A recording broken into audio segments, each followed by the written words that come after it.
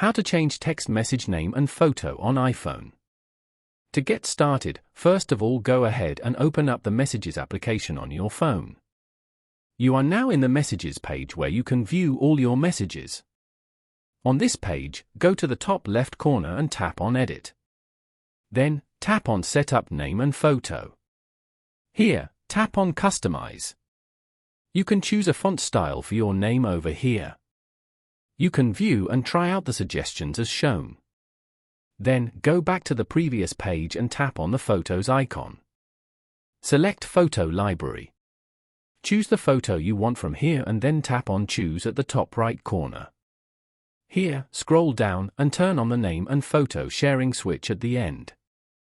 You can also edit and change the name if you want.